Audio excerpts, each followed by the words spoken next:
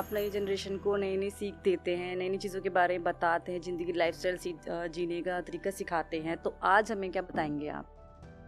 देखिए रजनी जी, जिंदगी जीने के ना कुछ तरीके होते नहीं है, सच पूछो तो। जिंदगी तो बस जी जाती है, और लेकिन उसको बहुत। कैसे जिए कि उसे और बेहतरीन ढंग से जी पाए।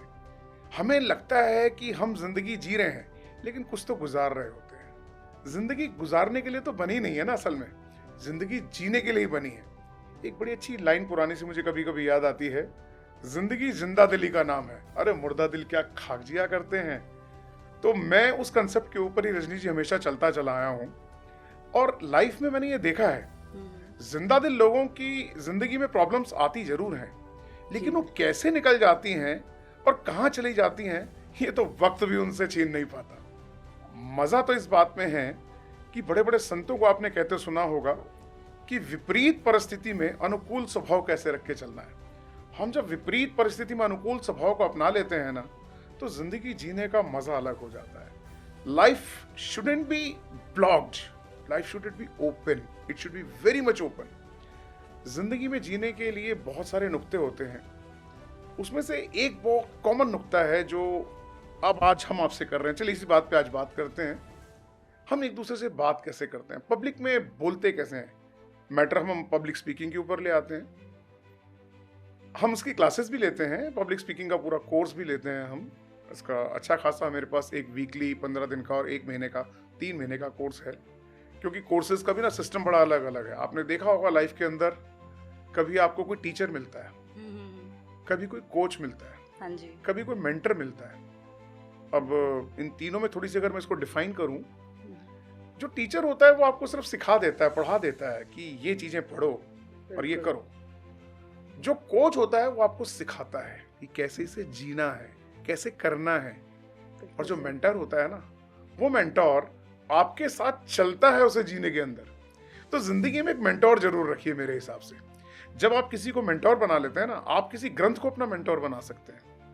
इट्स नाइदर महाभारत की बात कर रहा हूँ, गीता की बात कर रहा हूँ, नाइदर इट्स गुरु ग्रंथ साहब की बात कर रहा हूँ, नाइदर बाइबल की बात कर रहा हूँ। क्योंकि 4 वेद 4 पुराण 4 पढ़े तो क्या हुआ जब आपको जीना ही ना आया। तो जीने के लिए आपको मेन जरूरत है आपकी अपनी जिंदगी को एक अच्छे से रूटीन में लेकर के आने की। उसमें से बहुत बड़ा एक औधा रखता है, उसे हम पब्लिक स्पीकिंग भी कहते हैं।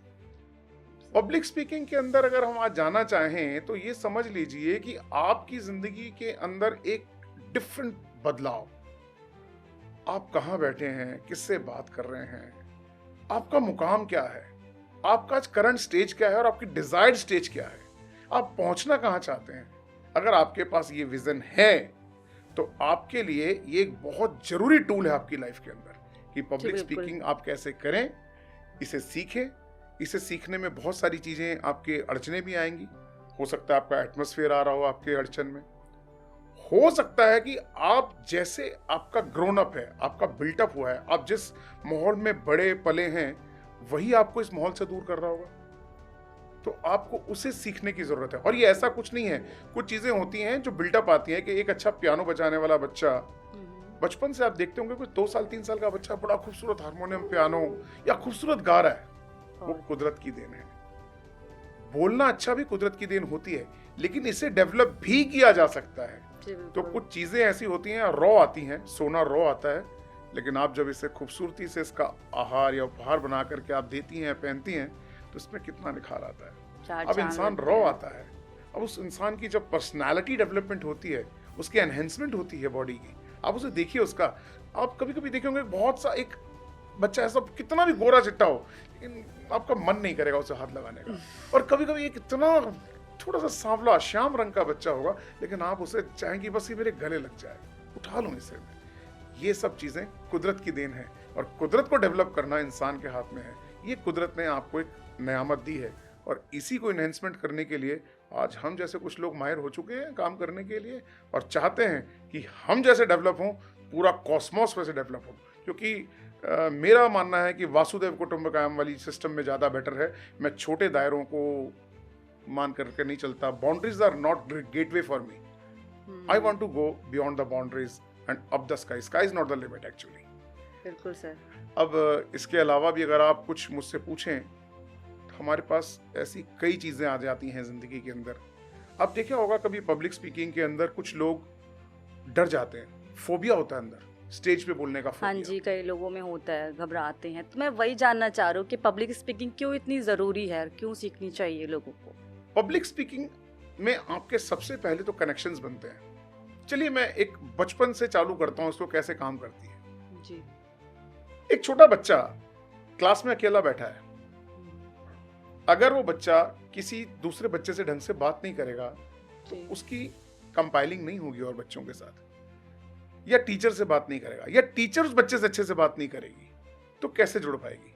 हमें एक दूसरे से जोड़ने के लिए लैंग्वेज बनाई गई, शब्दों का सहारा लिया गया, बिल्कुल। वरना कभी कभी तो कुछ ना कहना बहुत बड़े शब्द कह जाना होता है।